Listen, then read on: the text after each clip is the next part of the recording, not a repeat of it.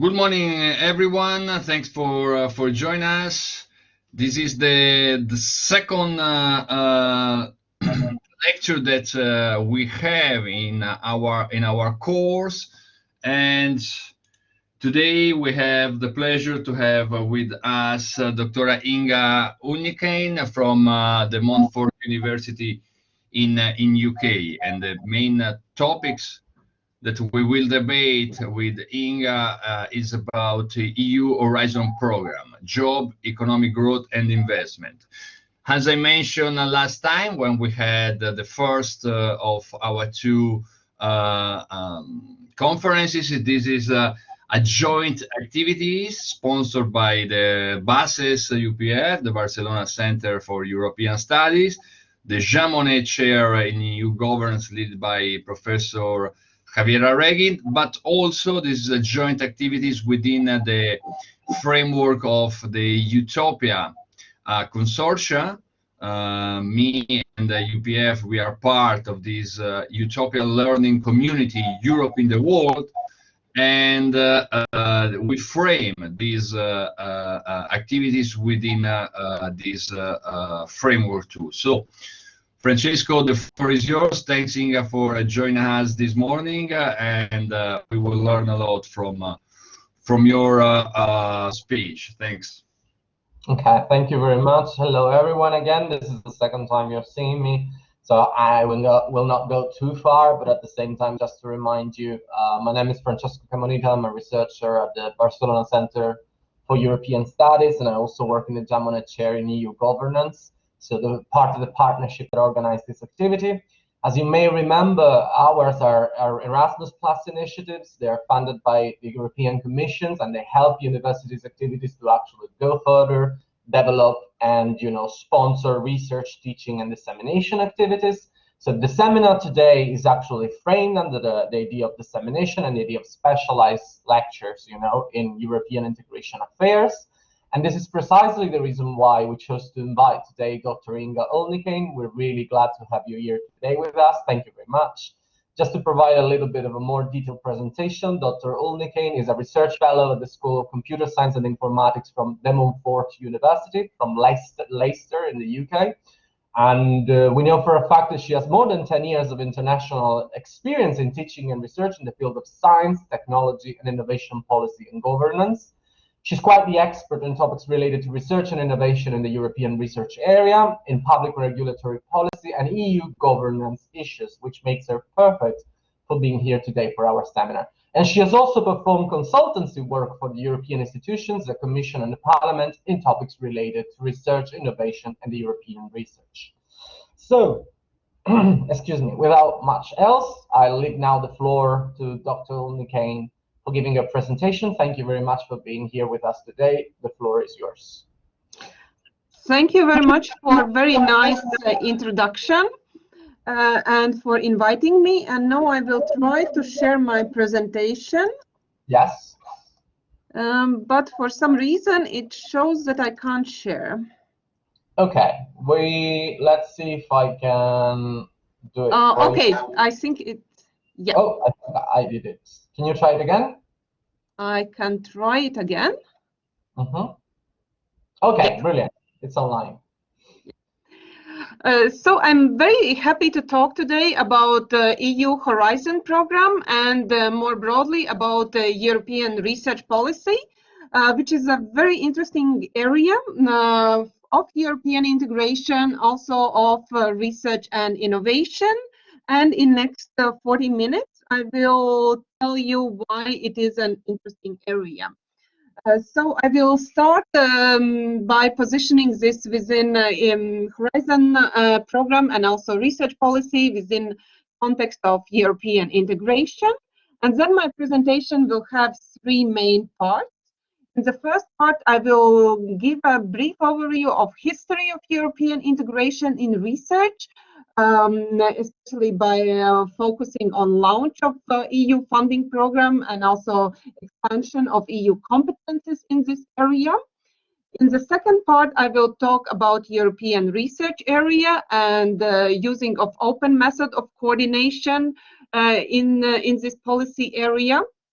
And in the third part, I will talk about most recent funding programs, Horizon 2020, Horizon Europe, and also show the broader context, how they also represent changing policy paradigms related to research and innovation and introduction of mission-oriented policies.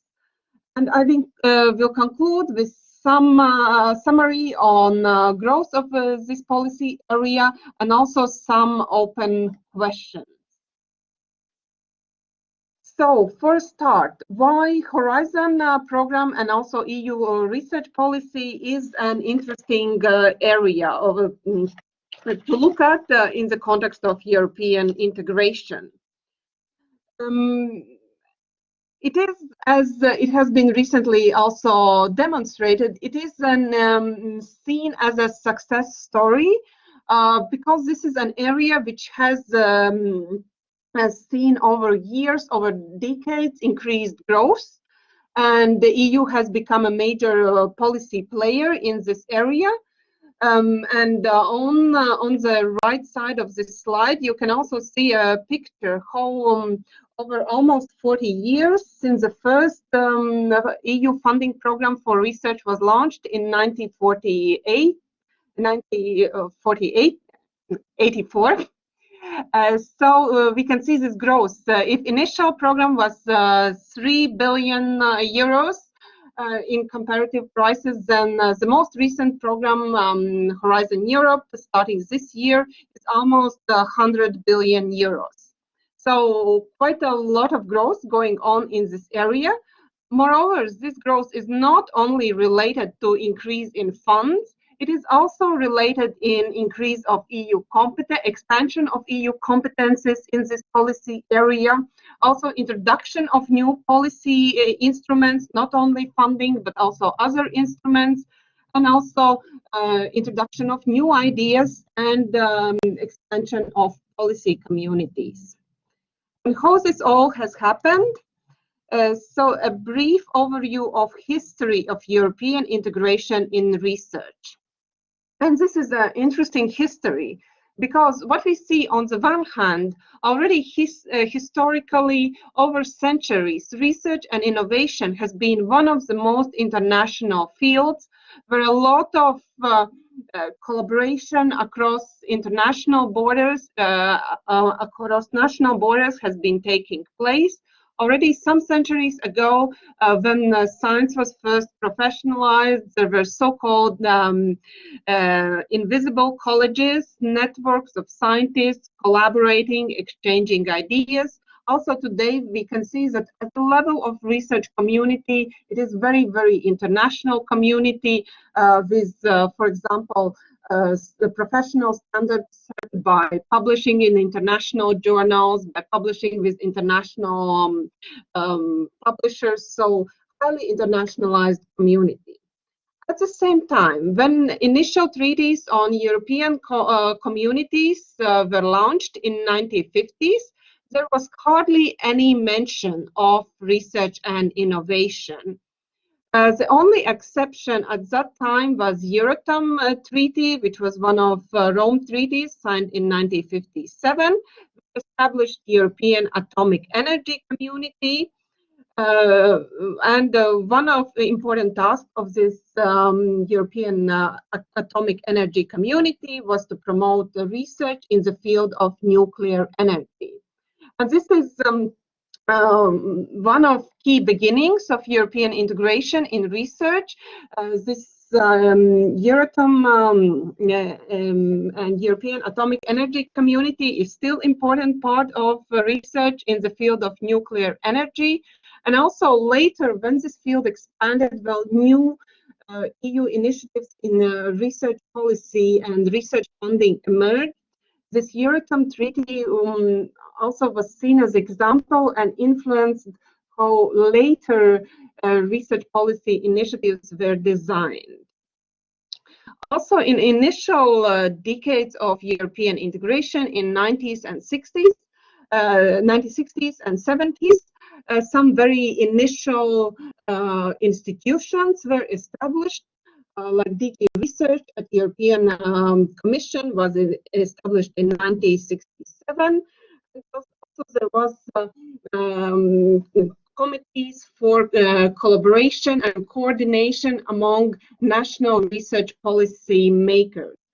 This political committee for discussing research initially was called FIRST, established in 1960s, and later it was name was changed in CREST in 1970s. But idea was really this political coordination of among national research policy makers.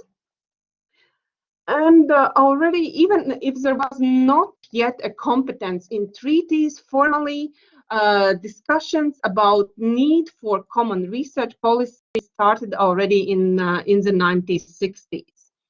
At that time, initial treaties were very much focused on economic growth and facilitating economic cooperation within initial European communities.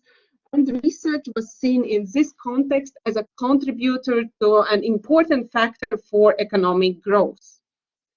That was one of the driving force, seeing research as contributor to economic growth.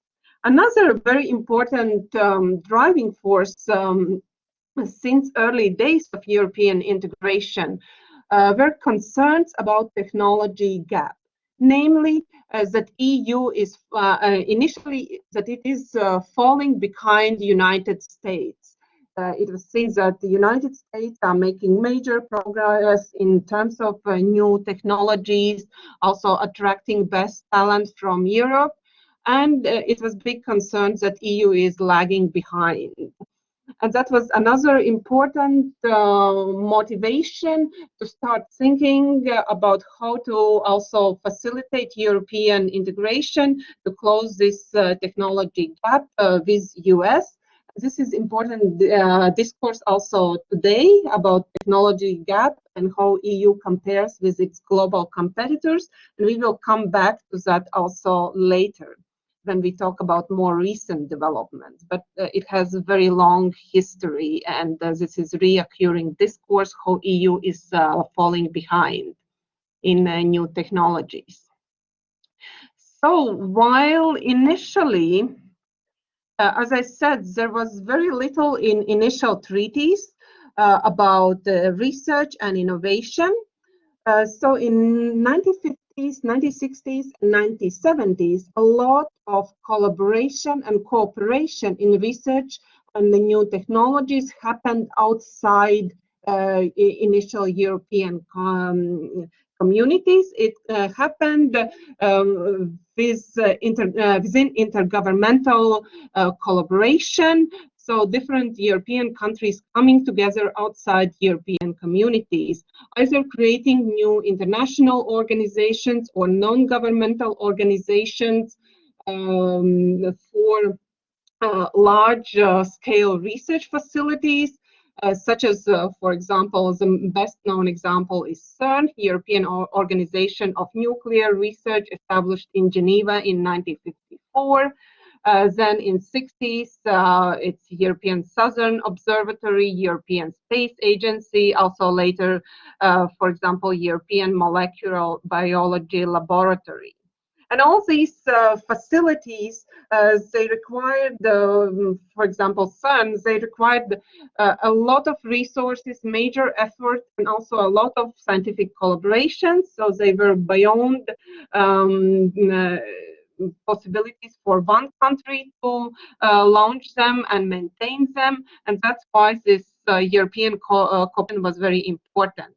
In addition, also there was interest in launching common funding schemes to fund the collaborative projects, and in early 1970s also first joint funding schemes were launched. One was COST, European Cooperation in Science and Technology, which still exists today, and another was European Science Foundation, which recently was continuing, but also was important one of first initiatives for funding transnational research collaboration.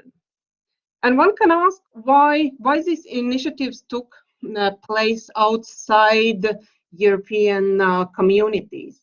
So one thing was that there was not yet competence, legal competence for European communities to act in all these areas. But there was also another important aspect that in initial decades of European integration, number of member states of communities was very, very small. So in 1950s, 1960s, it was only 6 initial member states. Then with the first enlargement in 1973, it was 3 more countries joined, so it was 9. It was a very small number. And if we look on these intergovernmental initiatives, most of them are much bigger and bringing together more countries. So going this intergovernmental route also allowed to have more countries joining these initiatives. For example, I mentioned in early 70s that there was this COST and the European Science Foundation launched, and these were initiatives like COST was 15 countries, European Science Foundation was 19 countries, so much more because it was just a time of first enlargement when EU, like initial 6 became initial, then 9 member states. So there was more opportunities to bring additional countries and also have flexibility to decide how they organize their collaboration. This was very important part of integration, but then finally, next very important step and major breakthrough happened in 1984 when EU launched its own funding program for research and innovation. And as you also can see here in this picture, and as I mentioned at the introduction, so this framework programs for research and innovation are characterized by continuous growth. From 3 initial billions until almost 100 billions. And also interesting detail is that the name of the program has changed. So there have been 9 subsequent programs so far, and first 7 of them were just known by the numbers, starting from Framework Program 1, then Framework Program 2, Framework Program 3, and so on until Framework Program 7. But then, since the previous program, it was decided to call it Horizon 2020. So from 2014 until 2020, it was known as Horizon 2020. And now, this year, a new program is starting. Traditionally, it would be just called Framework Program 9, but it has a new name of Horizon Europe. This increase of the budget for this program also means that gradually its share within EU budget is also increasing. So at the moment, in recent programs, it has been the 3rd largest item in the EU budget after agriculture and structural funds. So in Horizon 2020, it accounted for approximately 10% of whole EU budget. And it's not only that funds are increasing, but there are also new funding instruments and also new policy priorities, and we will be coming also back to that. While Horizon program, or previously Framework program, is very, very important, it is also important to remember that this is not the only funding program for research in EU budget. There are also other programs that fund research and innovation. Very important are structural funds. Part of EU structural funds, which goes to cohesion countries, A large part of them also are dedicated to facilitating research and innovation in cohesion countries. And there is even informally kind of a distinction developed over the years that most developed countries in European Union with strongest science systems in Northern Europe and Western Europe, they mostly receive EU funds for research and innovation from these competitive framework programs, Horizon programs, while those countries which are more cohesion countries, which have weaker science and innovation systems, and they are typically located in Southern and also Eastern Europe, they get more EU funds for research and innovation from structural funds. So the structural funds, of course, is they are seen as temporary, that they will help for countries to build up capacities. But this pattern also shows that it remains for quite a long time, that countries really get most of the funds, for some countries from structural funds for research and innovation. And it might be also quite difficult for countries in Southern and Eastern Europe to really become more competitive in these framework programs. So structural funds is one source, and there are also some other sources for research and innovation emerging within other policies. One new initiative that you heard also in a lecture that you had a couple of weeks ago is the European Defence Fund, which is starting to provide collaborative funds for defense research. And this is very different from Framework Program and Horizon Program, because Horizon Program has an exclusive focus on civil applications. So with the Horizon Program, it is not possible to work on research for military applications. And that is very different now that with the European Defence Fund, which will provide dedicated funds exactly for work on research, which might also lead to military applications. And that also raises a lot of interesting questions. So this European Defence Fund is probably the first initiative when countries collaborate initially on their defense research, which is always area which is very sensitive for national security area. And it also raises some interesting questions. What will be relationship between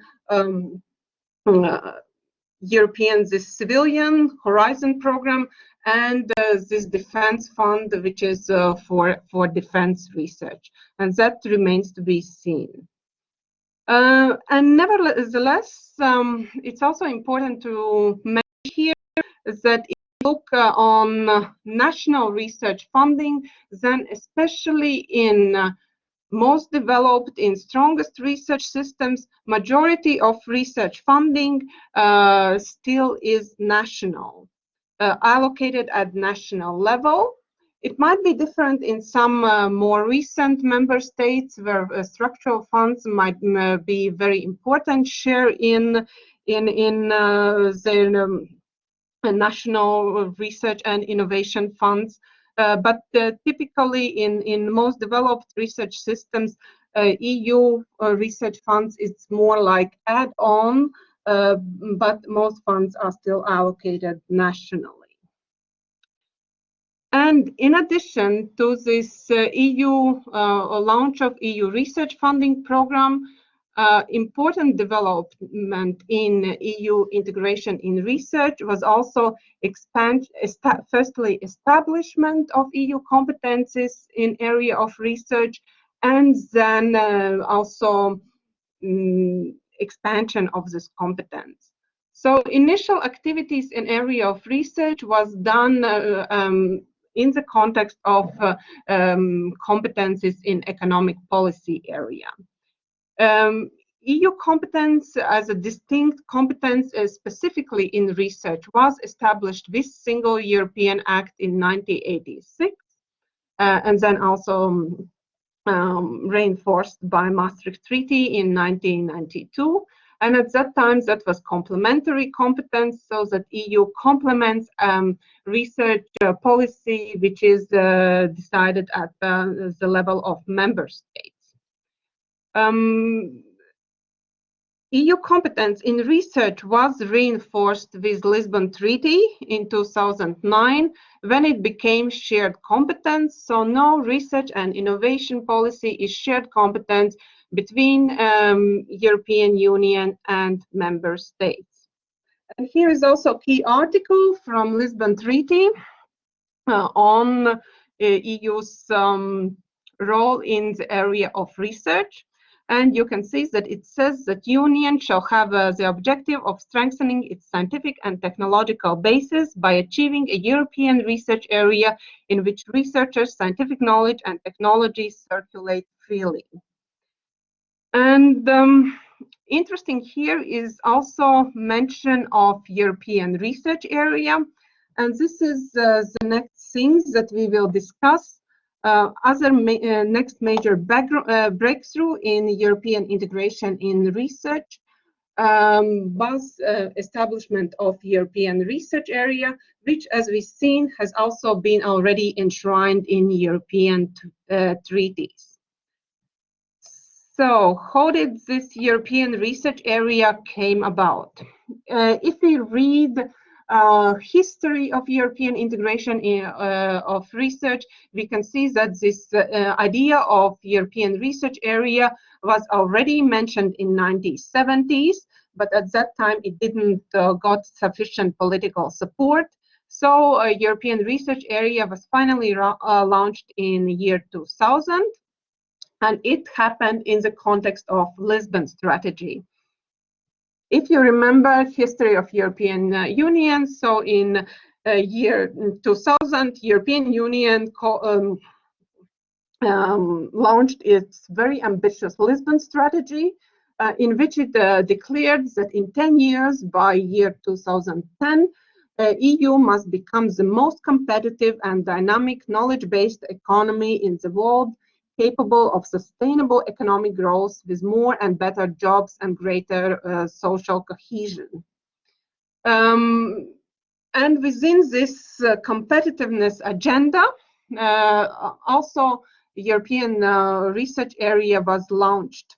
And here we again see this competitiveness discourse and also this concerns that EU is lagging behind. And if initially in 1960s concern was that EU is lagging behind US technological developments, then in year 2000, when European research area was launched, it was concerns that EU is lagging behind not only US, but also Japan.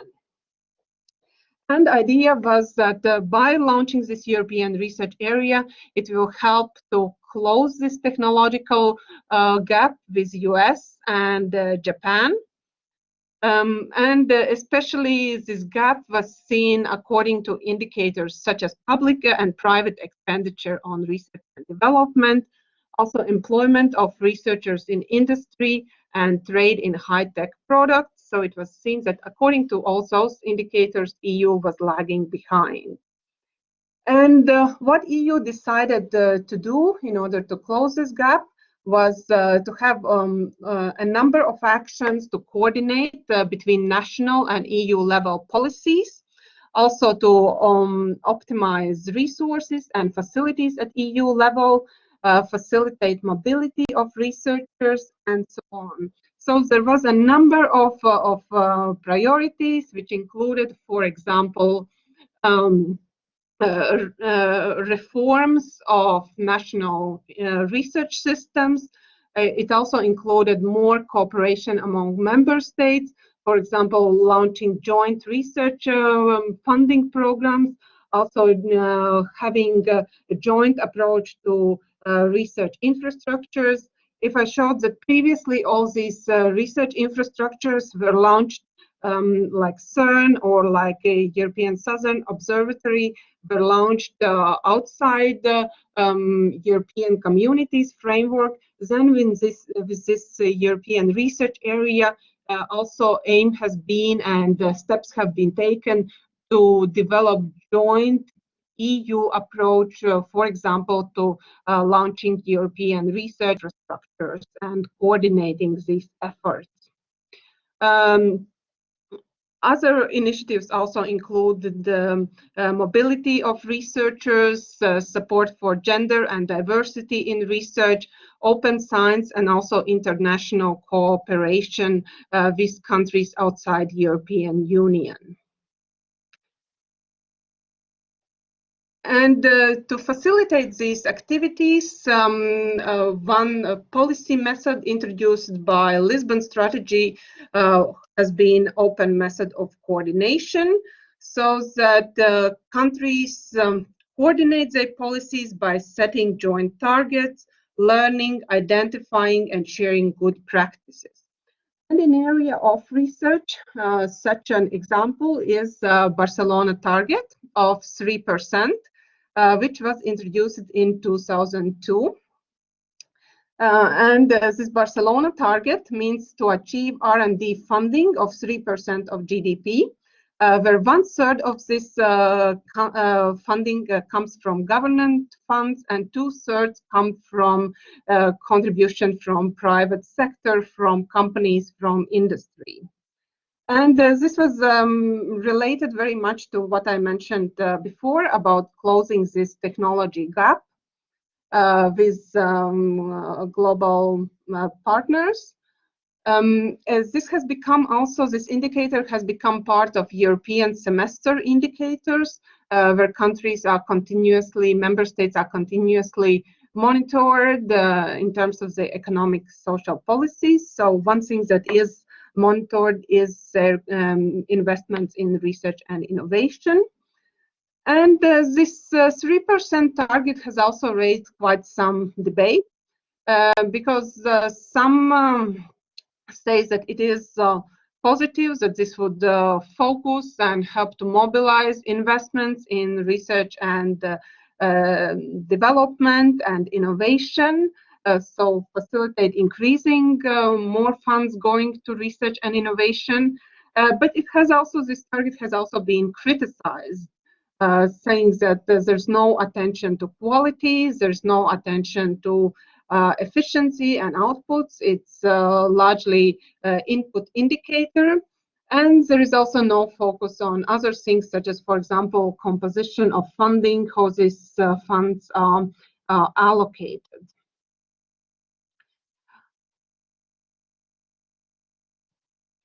And it's interesting, so this target was launched in 2002, almost 20 years ago. And it's interesting to see what is happening, both internationally, how does EU compares with other international partners, and also what is happening within EU, how this target is implemented by different member states. So here we see some of major investors in research and development, and what is happening over almost 20 years. We have seen that over these 20 years, the biggest major investor in research and development becomes South Korea, which is already investing more than 4% in research and development. And also Japan is investing quite a lot. Japan is investing around 3% in research and development. That is the red line.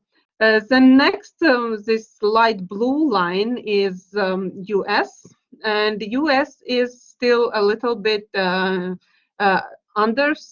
investing a little bit less than 3%, but still in comparative terms quite a lot. Then we see also average of OECD, which is also around 2%.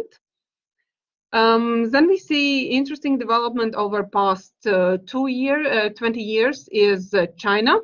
That China is increasing its investments in research and innovation, and already, if we look as a percentage of GDP, it is in past 10 years investing in research and in development more than, in terms of GDP, share of GDP, more than EU is investing. And we see in this comparison EU as the bottom, and EU is still investing around 2% of GDP. So there is slight increase looking over 20 years, but still quite far from this target of 3% of GDP going in research and development. This is global situation, but then it's also interesting to see what are differences within the European Union across member states. And here we again, these are 2019 data. We see quite a lot of diversity across EU member states. We see that in 2019, average for EU was 2.19% of GDP. Going into research and innovation, but we see that some countries are already investing 3% or almost 3%, especially countries in Northern Europe, Scandinavian countries, also Germany and Austria. But then we also see that some of the countries, mostly those which have joined in last 20 years, their investments are still even after under 1% of GDP.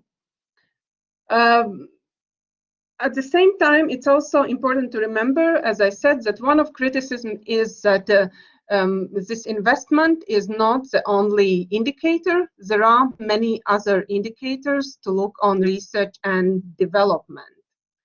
And to look on a range of indicators related to research and development in European Union. With the launch of European Research Area, also one initiative has been launching European Innovation Scoreboard, comparing member state performance across a number of indicators. And this European Innovation Scoreboard is published every year. And it also, here you can see some pictures from recent 2020 European Innovation Scoreboard. So, and according to this number of indicators, it is putting countries in 4 categories. That either they are innovation leaders, they are strong innovators, they are moderate innovators, or they are modest innovators. And just roughly looking at this picture, you can see that there are some similarities what we saw in previous slide, which countries are investing more in innovation and which are investing less. And last year, so the innovation leader was Sweden, and also strong performance came from other Nordic countries and also Netherlands and Luxembourg. And this European Innovation Scoreboard, as I mentioned, it brings together a number of indicators on human resources, on attractive research systems, how international are different research systems, and then also looking on innovation activities and also outputs. For example, what are outputs in terms of employment, also in terms of sales. And this is interesting, this innovation scoreboard, because on the one hand, it provides a lot of data every year, seeing how different countries are doing, which countries are improving their performance. So it's a lot of information, but there is also a lot of debate, which are the right indicators, are these, how to interpret different indicators. Are all indicators helpful? And when this innovation scoreboard was launched approximately 20 years ago, there was a lot of discussion. In recent years, it might also be that there's already a little bit of fatigue of different indicators, of different global rankings, and this is one of many different rankings comparing countries.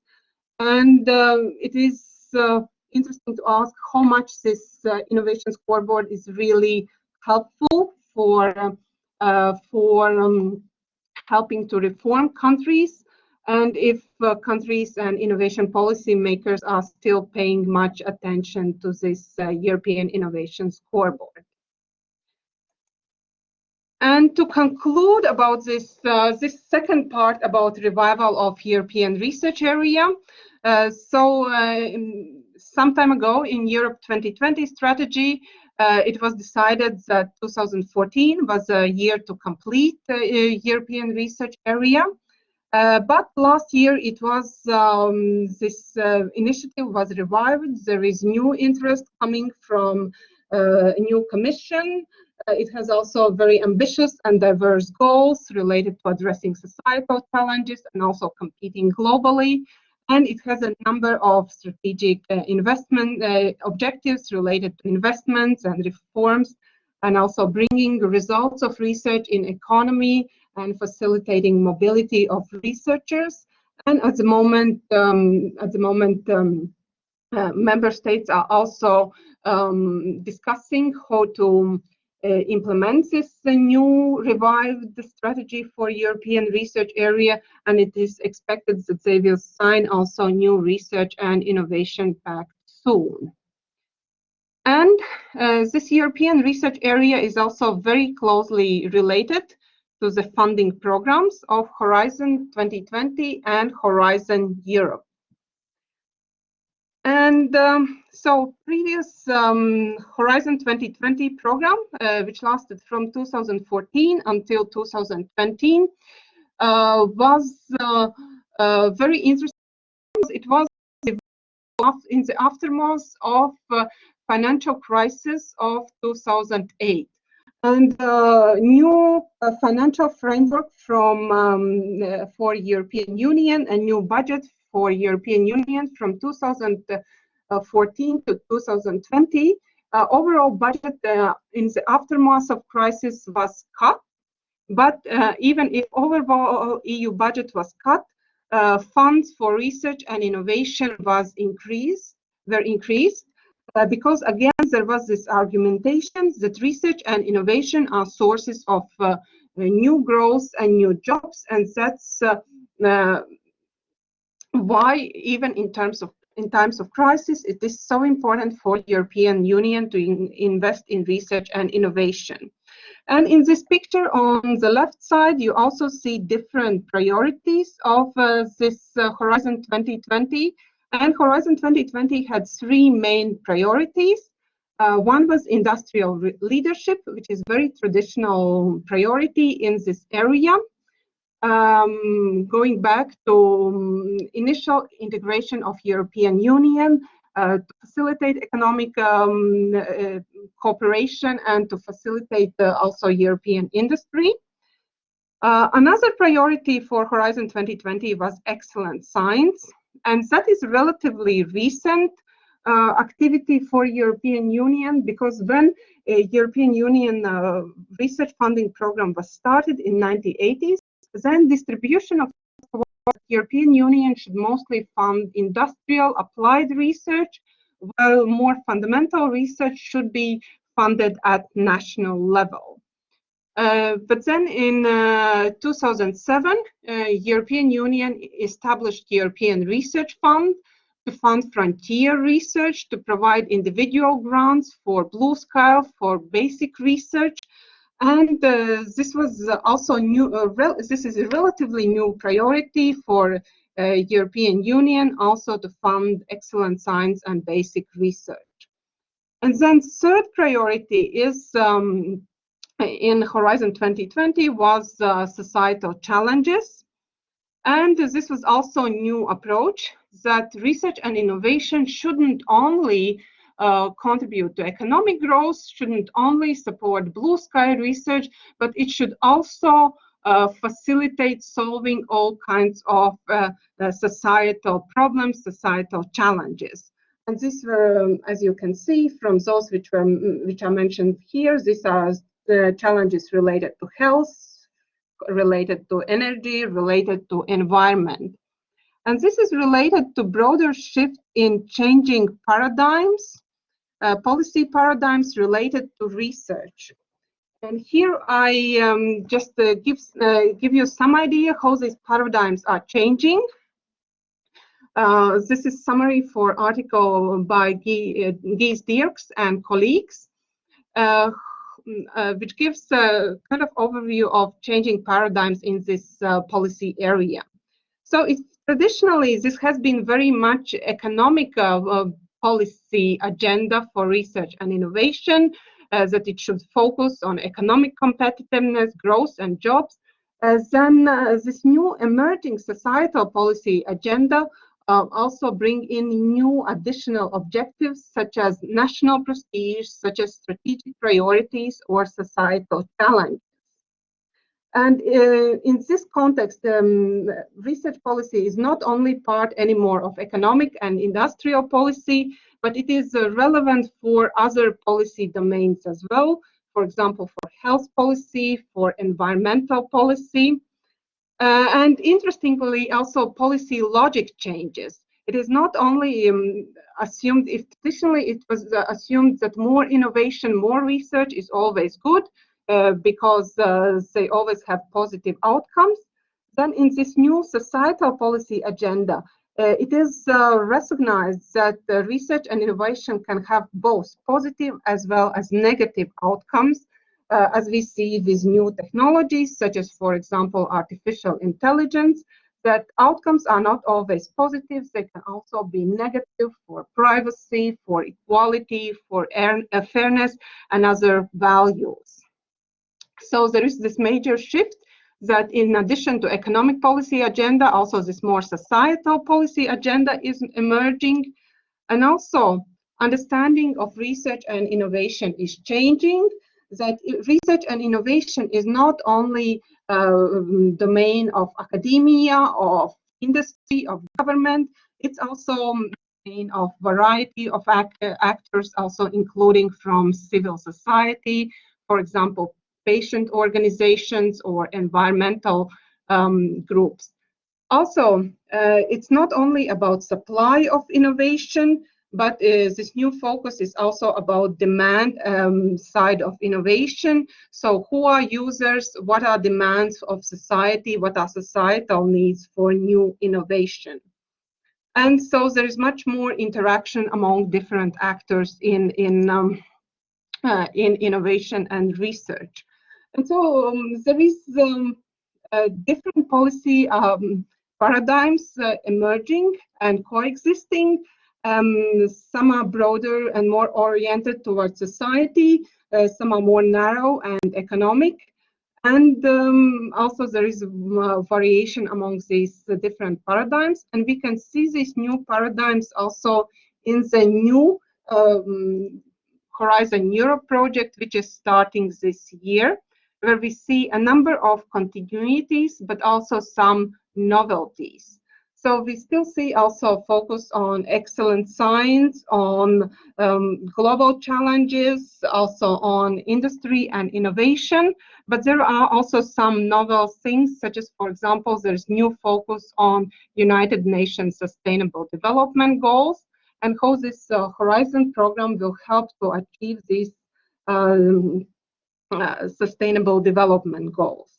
And one way in which it is planned it will help is so-called missions in this new program. So that these missions are kind of bold, inspirational, and widely relevant for society. And in broad consultation process, there are also 5 missions identified. You can see them here. They are such as, for example, climate neutral and smart cities, or fighting cancer, or healthy oceans. And this missions is also part of this changing paradigm discourse. It comes from the work of Professor Mariana Mazzucato, who has been working on these mission-oriented policies for quite a while. So that under each of these sustainable development goals, under each of these grand challenges, there are a number of missions. And to achieve these different missions, for example, related to cancer or related to smart cities, there's all kinds of projects funded by this New Horizon program that will experiment and find ways in a bottom-up way to address these missions, and then later they should help to achieve these these sustainable development goals. And it's important to know a little bit about this background, where this mission-oriented thinking comes from. It comes from, as I mentioned, from Professor Mariana Mazzucato, and it can also be seen in her recent book on mission economy, A Moonshot Guide to Changing Capitalism. And her argument is that in order to address these current challenges and missions, governments should learn from experience of the Apollo mission of sending men to the moon, and that looking how this Apollo mission was organized, how innovation was achieved, could provide very useful lessons about governments taking risks, about governments collaborating with industry, with companies, that could help to achieve sustainable development goals.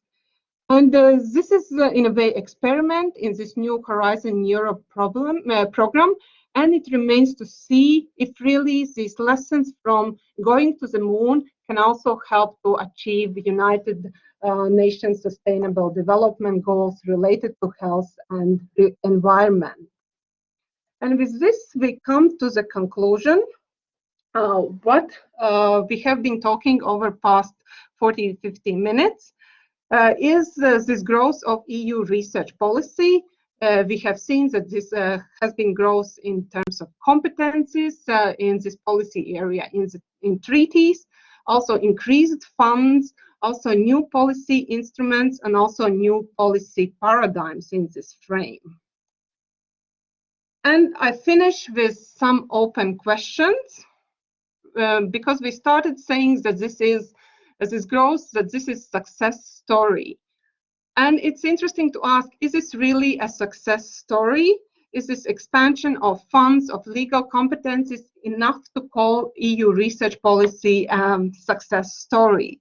Should we look also on other questions, such as, for example, what are results of EU research policy in terms of the EU's international position, also in terms of internal cohesion? Has it really facilitated EU integration? And has it also already helped to achieve sustainable development goals, or will it help in future with this new program help to achieve sustainable development goals?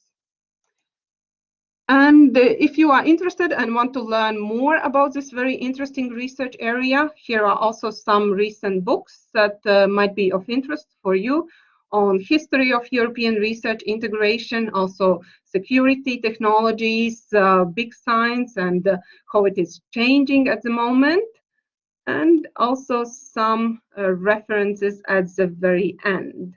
And I will finish with this, and I very much look forward to questions and discussion.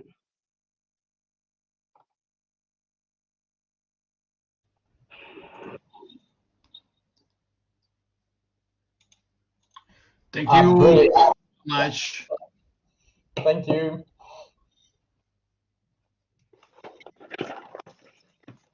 Can you see me? Problem.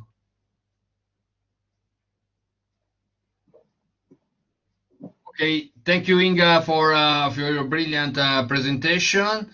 Very interesting topics and great overview regarding the development of such an important policy area. And also I found very interesting, this the last part concerning what is new, in the paradigm on research. And that's the thing, we can't see you. No, because I have problem with the connection. Okay, Don't ask me why, because everything works correctly. But today seems that my computer doesn't want to share the camera. Okay, so we can open the debate for the next 15 minutes. Then we will let the students go if I have other classes. Questions from the audience?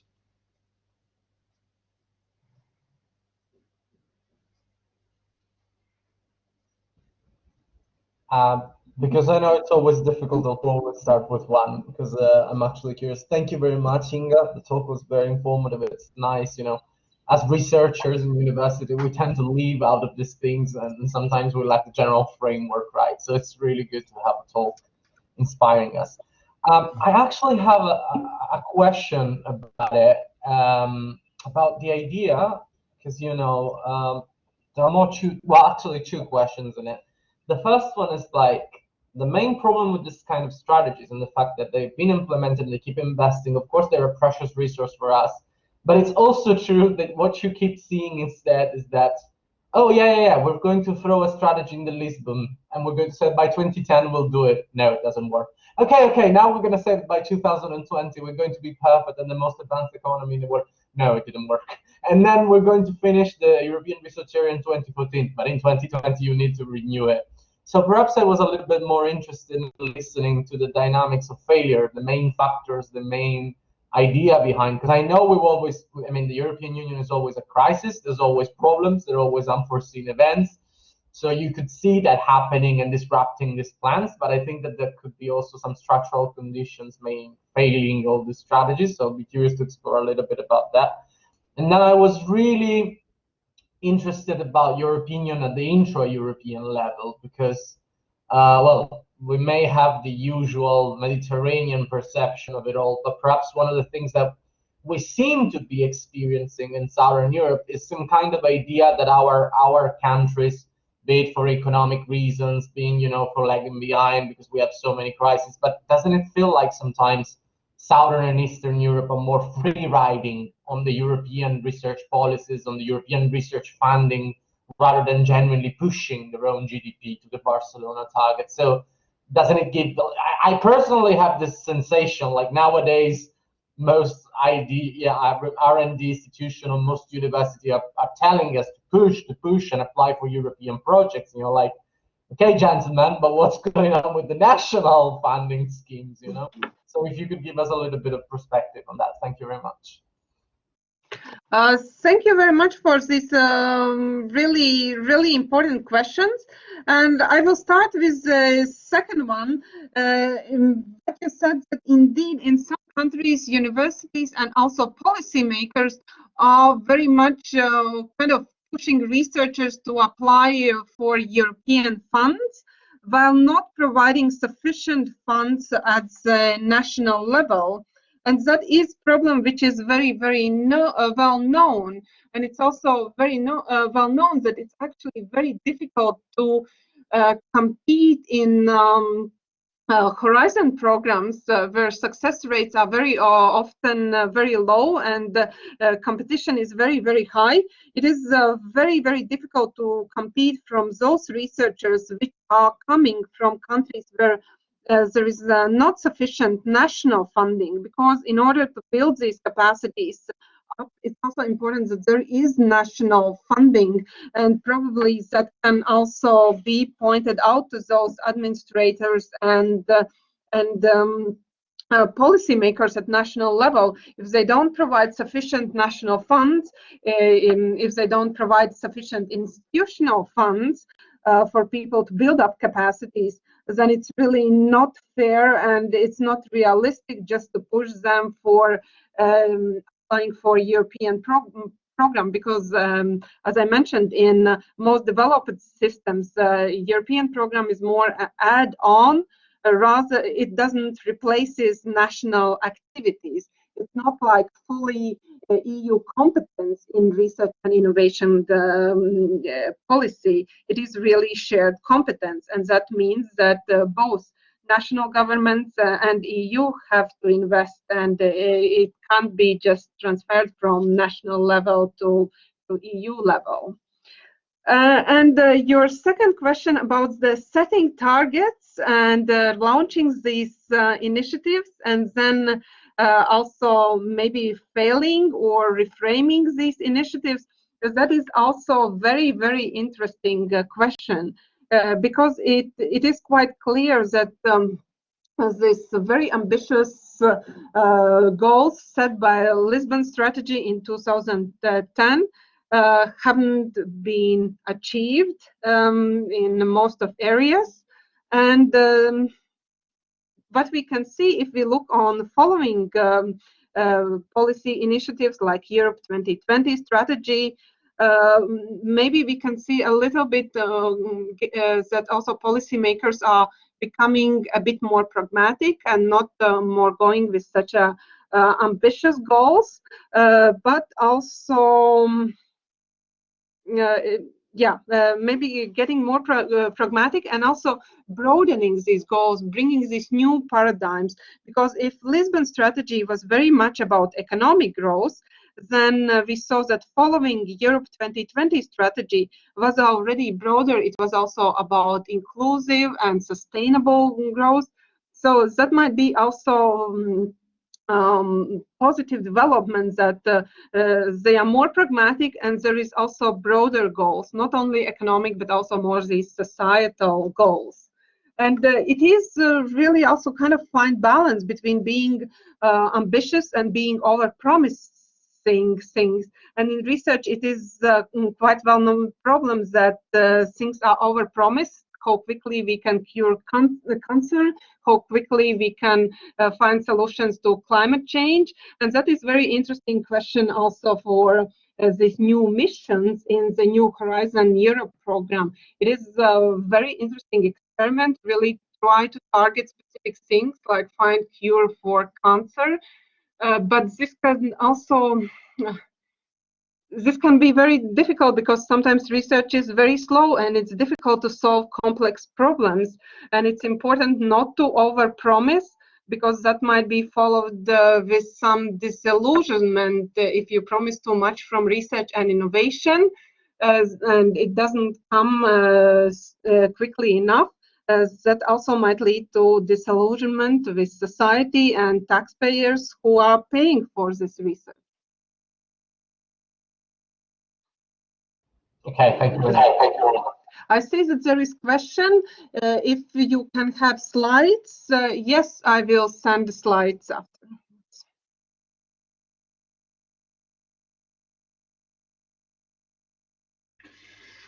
Okay, thanks for the slides. I have a question that is probably a self-evident question. Why do you think it's so hard to increase spending in research and innovation at EU level, especially for some countries? Because you provide data and historically, there's this sub-spending with respect to other countries like the Eastern country, but also within the EU.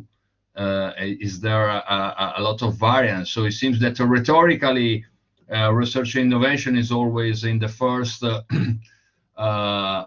priority of the governmental agendas, but then in reality, we've seen that this is one of the first policy sector that usually is being cut.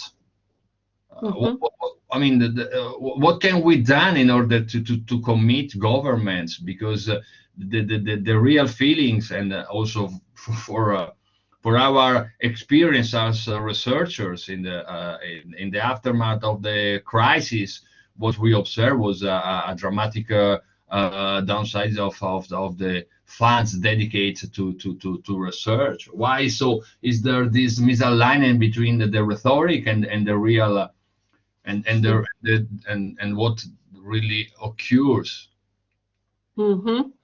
This is very good question, both at the European level and also at national level, because that tells something about real priorities of politicians who are very much also driven by election circles and what will help them to get re-elected.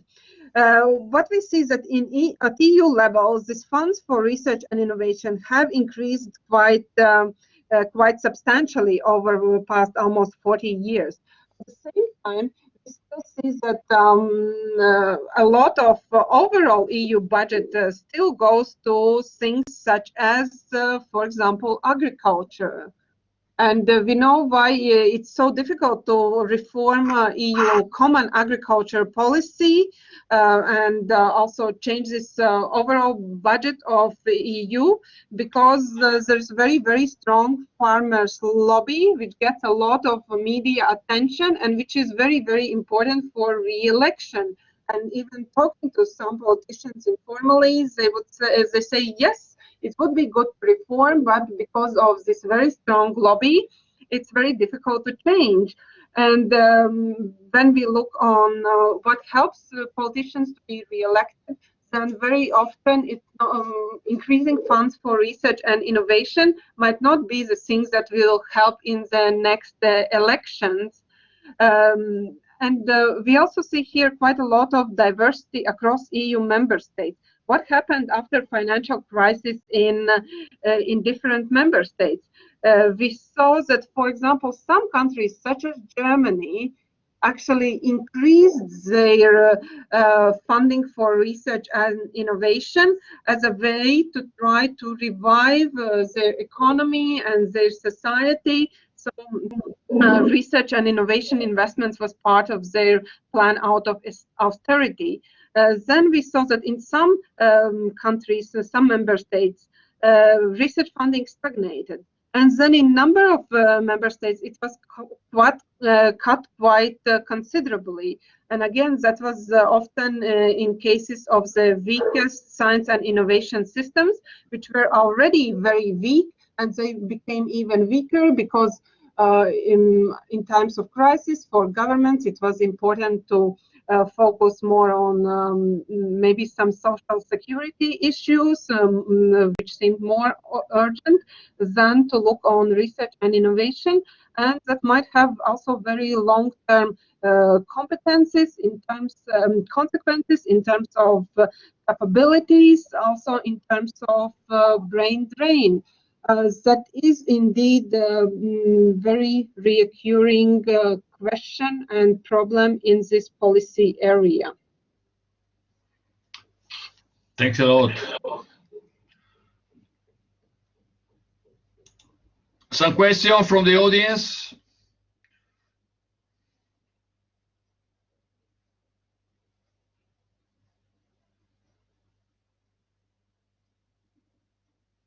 Come on, don't be shy, please.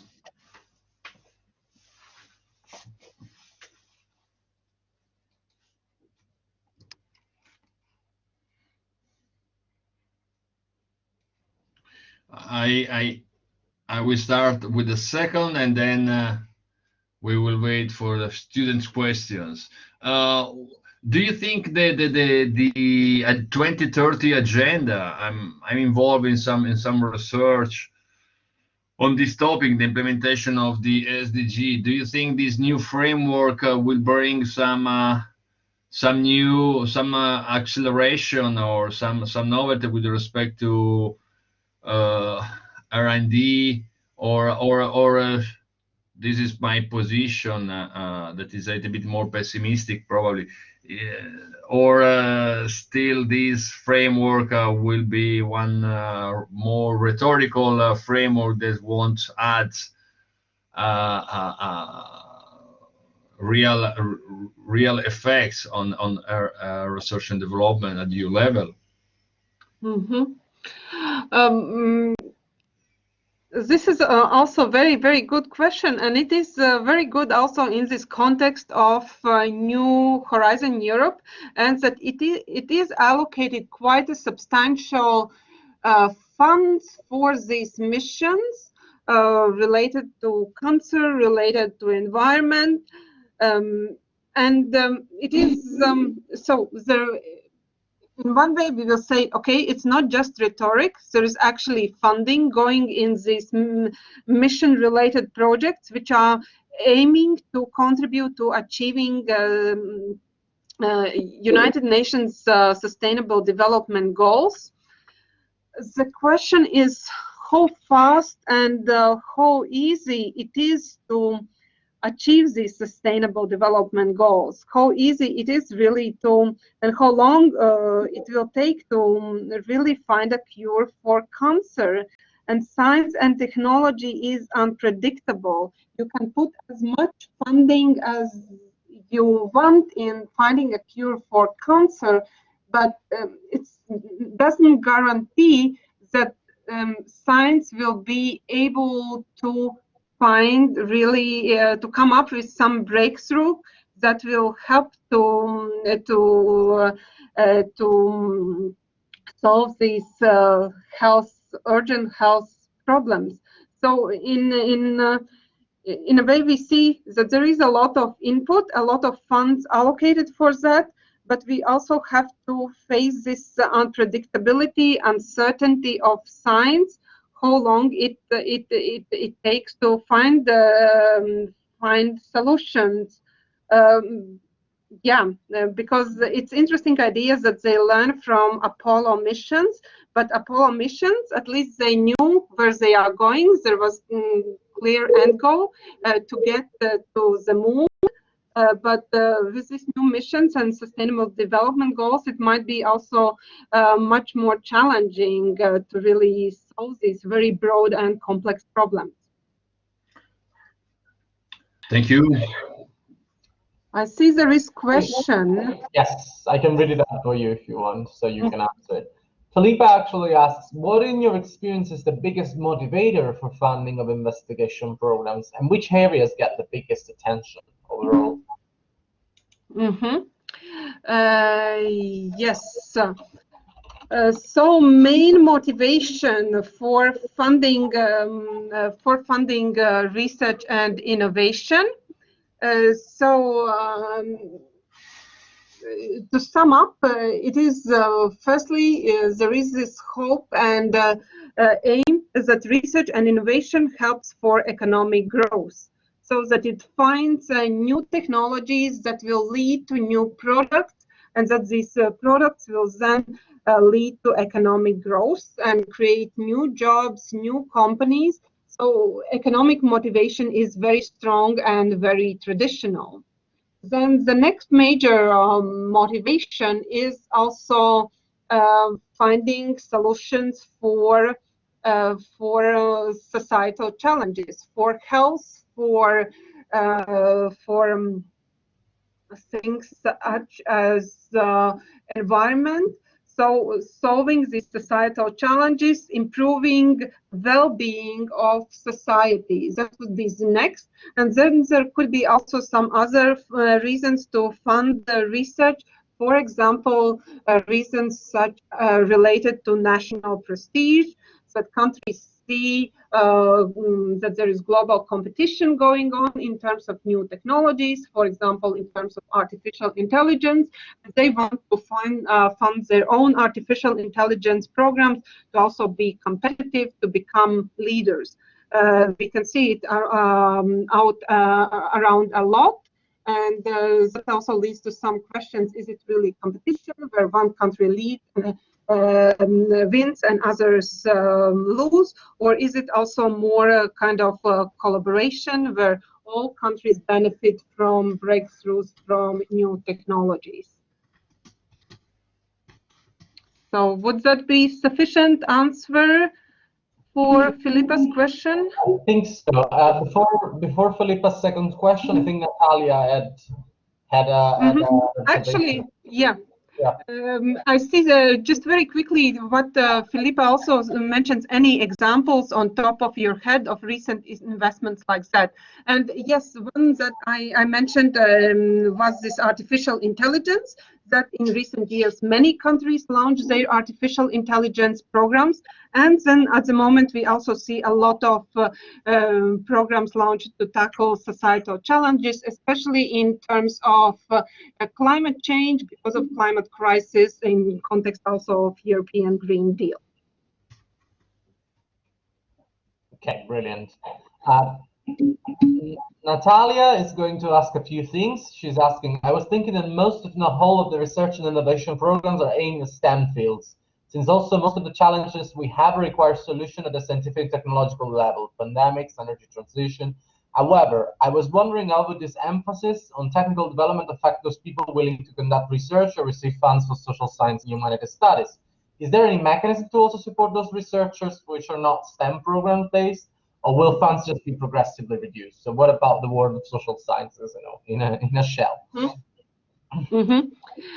Yes, this is also excellent question, and this is also related to this paradigm change, because it is increasingly recognized that solutions to these societal problems, that they are not only technical, that we increasingly need also social scientists, all kinds of social scientists, sociologists, anthropologists, political scientists, lawyers, and so on, to be involved in development and deployment of new technologies in order to really make sure that they take into account societal needs, societal interests, and help to also mitigate all kinds of problems, for example, effects on equality, effects on fairness, and so on. So there is indeed an increased recognition that the social scientists and humanities should be more and more involved in development of new technologies.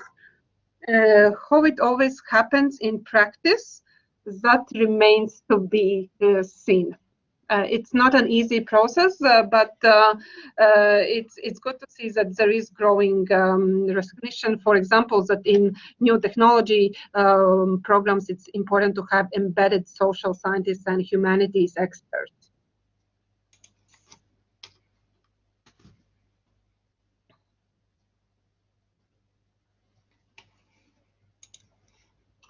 Okay. Since we don't have any more written questions, couldn't agree more. Natalia Garcia agrees, and she thanks you for the question. Is there any other question?